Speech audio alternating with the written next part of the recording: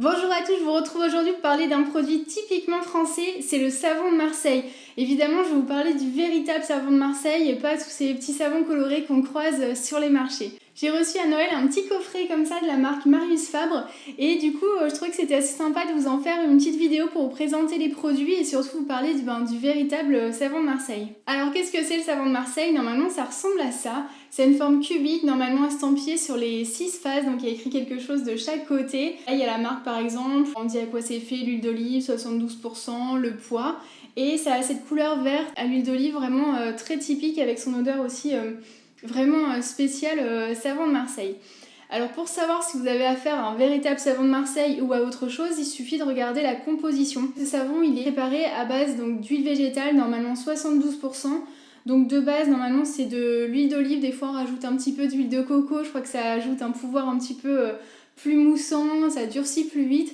Mais vous en avez d'autres aussi à l'huile de palme, donc faites attention un petit peu à la composition. En plus de ça, vous y trouvez de l'eau, du sel, donc c'est sodium chloride et sodium hydroxyde. Donc en fait, c'est juste à l'état de trace, c'est la soude qui reste issue de la saponification, donc ce qui permet de créer votre savon.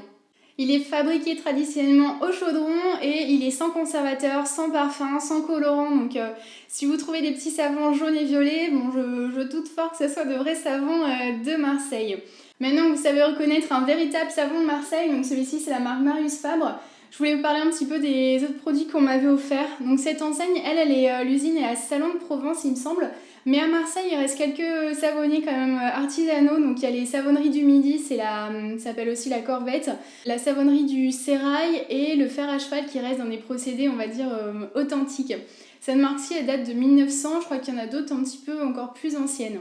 À savoir aussi que l'Union des professionnels du savon de Marseille, donc l'UPSM, demande depuis un petit moment une indication géographique protégée, une IGP, pour protéger un petit peu leurs produits, leur savoir-faire. Je ne crois pas que ça soit encore fait, mais je pense que c'est vrai que ça serait sûrement une bonne chose. Ce que je vous ai présenté ici, donc c'est dans ce petit emballage bleu, donc pour avoir le savon de Marseille à l'huile d'olive. Donc ici, les ingrédients, par exemple, sodium olivate, donc de l'huile d'olive. Sodium cocoate, c'est le copra, l'huile qui fait mousser un petit peu plus facilement, qui fait durcir le savon aussi plus rapidement. Aqua, donc de l'eau, glycérine, donc ce qui reste de la saponification. Sodium chloride, donc le sel qui permet on lave le savon, je crois, à l'eau salée, donc il y a du sel dedans.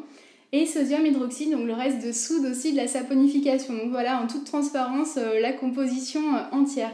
Et donc ça fait 1, 2, 3, 4, 5... 6 ingrédients, donc au maximum c'est ce que vous allez trouver dans vos savons. On m'a offert aussi un petit pavé comme ça de savon avec un petit ruban, c'est la même chose hein.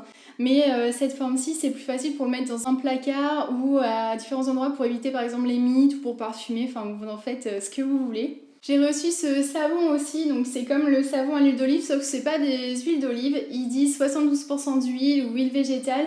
En fait, ce que vous devez savoir avec ce savon, le savon qui est plutôt crème, c'est que souvent à base d'huile de palme, donc voilà, si vous n'acceptez pas d'utiliser ou d'acheter de l'huile de palme, sachez qu'il faut éviter donc ce savon. Moi on me l'a offert, donc je vais l'utiliser avec grand plaisir, mais j'avoue que je préfère celui à l'huile d'olive.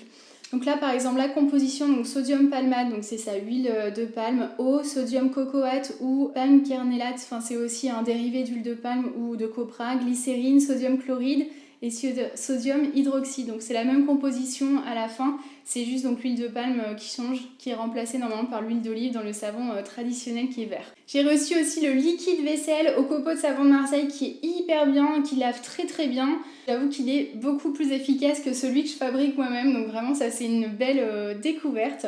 Et ensuite deux produits de soins, la crème Olivia, crème hydratante, nourrit, hydrate et protège, qui est vraiment très très bien, qui est assez riche pour l'hiver. Moi ma peau elle adore ça. Elle sent très bon comment vous dire, je pense qu'il y a un petit peu d'huile essentielle, peut-être de mandarine ou quelque chose comme ça. Ah ben voilà, mandarine verte. Alors, huile d'olive, beurre de karité, cire d'olive, huile essentielle de lavande officinale, mandarine verte biologique, géranium, citron zeste biologique.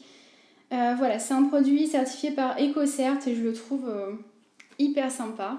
Et ensuite le petit baume à lèvres qui s'appelle aussi Olivia. Et lui la composition, surtout l'huile d'olive, du beurre de karité. J'avais vu des cires aussi d'abeille et d'olive dans la composition. Voilà, cire d'abeille, huile d'olive et aussi quelques huiles essentielles. Donc il y a quand même 20% de beurre de karité là-dedans et 5% d'huile d'olive. Donc c'est quand même hyper chouette. Donc c'est très pratique, moi je l'ai dans ma salle de bain, sur le rebord, sur ma petite tablette, et après m'être lavé le matin ou le soir, j'en passe un petit peu, c'est vraiment super agréable. Voilà, je vous ai montré tout ce que contenait cette petite boîte sur le côté. Ça m'a permis en tout cas de vous parler du savon de Marseille parce que je trouve que c'est quand même très important si on veut en utiliser, d'acheter un savon authentique et pas autre chose, sachant que on peut acheter du savon de Marseille fabriqué à Lille ou en Chine, enfin ce que vous voulez, c'est pas pour l'instant protégé comme appellation, donc c'est pour ça qu'il faut être un petit peu vigilant. Moi je trouve ça très agréable de me laver même avec du savon de Marseille, donc c'est moins hydratant on va dire qu'un savon sur gras parce qu'on n'a pas rajouté d'huile après la saponification, mais c'est quand même beaucoup mieux pour la peau que certains gels douche on va dire conventionnels.